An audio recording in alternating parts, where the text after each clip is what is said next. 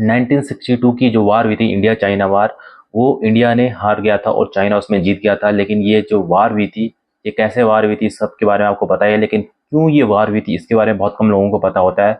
तो ये जो क्यों ये वार हुई थी, उसके पीछे जो सिंपल रीज़न है, इसका लिंक जो चलता है वो तिब्बत से चलता है।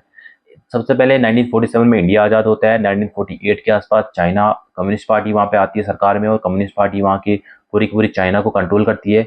उसके बाद चाइना की नज़र पड़ती है तिब्बत के ऊपर, जो तिब्बत कंप्लीट रूप से इंडिपेंडेंट था।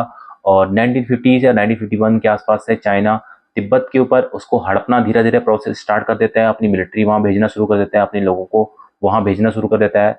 और इसी के थ्रू, इसी टाइम से चाइना ने इंडिया और चाइना का जो बॉर्डर आज के डेट में अक्साई चीन है और अरुणाचल प्रदेश में है, या उत्तराखंड हिमाचल प्रदेश में, इस पूरे की पूरी बॉर्डर एरिया पे भी चाइना ने डेवलपमेंट करना शुरू कर दिया था। वहाँ पे रेल रोड ये सब चीज़ें बनाना शुरू कर दिया था, क्योंकि 1950 से ही चाइना प्रिपेयर हो चुका था इस बात के लिए कि इंडिया में फ्यूचर में वार इंडिया के साथ करनी पड़ सकती है। और इसके इसी टाइम से तिब्बत को भी एनेक्स करना शुरू कर दिया।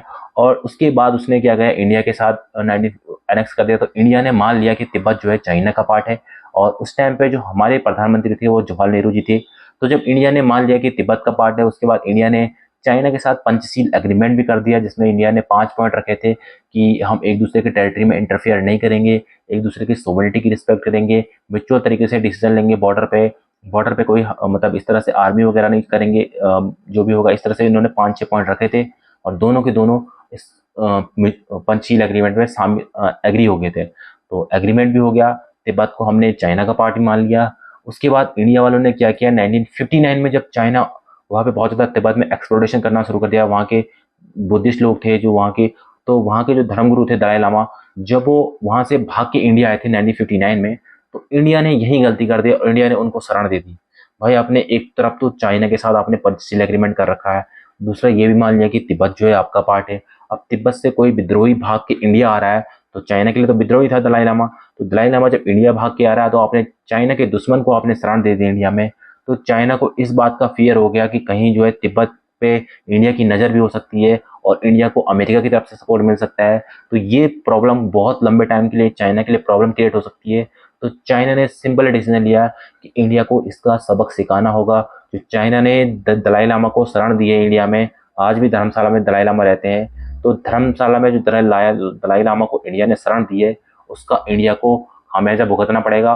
और 1962 की जो वार हुई थी, उसमें इंडिया की गलती की वजह से, इंडिया ने दलाई लामा को शरण दी थी, उसकी वजह से चाइना ने इसको एक थ्रेट माना अपने लिए, फ्यूचर में तिब्बत के लिए थ्रेट माना। और चाइना ने 1962 की जो वार हुई थी इंडिया के साथ स्टार्ट कर दी थी।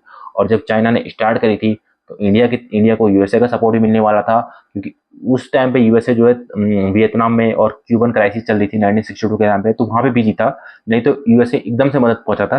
तो उस दिन तक वार चली थी, और जैसे ही यूएसए मदद पहुंचाने वाला था, चाइना ने अपने आप से ही जो पूरी की पूरी वार थी इसको रोक दी थी। अपने आप ही चाइना ने वार करी, अपने आप ही चाइना ने वार रोक दी। तो जब चाइना ने वार रोक दी, चाइना ने तो इसलिए वार रोकी, एक तो उसको फियर था कि कहीं यूएसए सपोर्ट ना कर दे इंडिया को, और दूसरा उसको फियर, उसका जो जो उसके सामान जो होते हैं, डिफेंस के जो इक्विपमेंट होते हैं, टैंकर होते हैं, बंदूकें हो गए, सोल्जर वगैरह, बहुत सारी चीज़ें होती हैं, उनके खाने पीने की चीज़ें होती है, सब कुछ खत्म हो गया था उनका। क्योंकि चाइना का जो मेनलैंड चाइना है और बीजिंग जो है, और जो तिब्बत इंडिया चाइना बॉर्डर है, वो बहुत दूर है। तो उस टाइम पे इंडियन मिलिट्री भी स्ट्रांग थी, इंडियन आर्मी सब कुछ स्ट्रांग थे चाइना के कंपेरिजन में। तो उन्होंने क्या किया, क्योंकि इंडिया को तो ऑलरेडी ब्रिटिश आर्मी मिल रही थी, क्योंकि उस टाइम ब्रिटिश ने ऑलरेडी मेंटेन आर्मी मिली थी, चाइना के पास ऐसी आर्मी नहीं थी।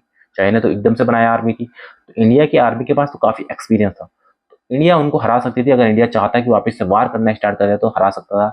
लेकिन इंडिया के जवाहरलाल नेहरू ने भी इस वार को रोक दिया था।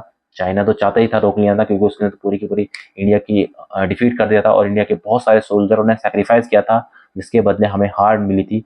और इस सोल्जरों का सेक्रीफाइस भी इंडिया ने कुछ बदला नहीं ले पाया चाइना से। तो इस तरह से पूरी की पूरी 1962 के वार में इंडिया की डिफीट होती है।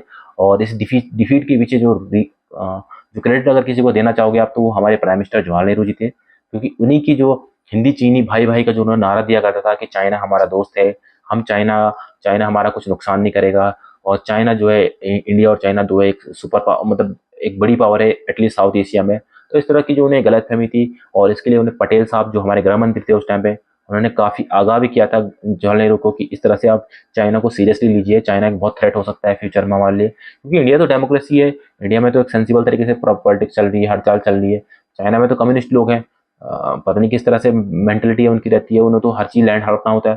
तो इस तरह से आगाह उनको पटेल साहब कर रहे थे, लेकिन जवाहरलाल नेहरू अपने में व्यस्त थे, उन्होंने नहीं माना और अल्टीमेटली 1962 की वार में इंडिया की डिफीट होती है और जिसका खामियाजा हमें आज तक भुगतना पड़ता है, क्योंकि ये इंडिया के लिए, इंडिया और इंडिया के लोगों के लिए आजकल भी साइकोलॉजिकली हम हारे हुए हैं।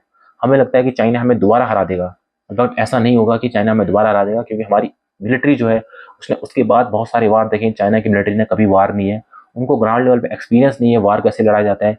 इंडिया के पास बहुत ज़्यादा एक्सपीरियंस है, उसके बाद 1965 की वार पाकिस्तान को हराई थी, 1971 की वार चाइना को वापस से पाकिस्तान को हराई थी, 1991 की वार वापस से पाकिस्तान को हराई थी। ऐसे बहुत छोटे मोटे वार और बहुत सारी हुई थी जो चाइना के साथ भी हुई थी। तो इस तरह से इंडियन आर्मी ज़्यादा कैपेबल है कंपेयर टू चाइनीज़ आर्मी। लेकिन इंडियन के लोग ऑलरेडी इस बात को हम मान चुके हैं कि इंडिया, चाइना जो एक बिगर कंट्री है और अगर दोबारा वार होती है तो इंडिया इसमें हार सकता है। तो ये चाइना के लिए साइकोलॉजिकल एडवांटेज 1962 की वार देता है।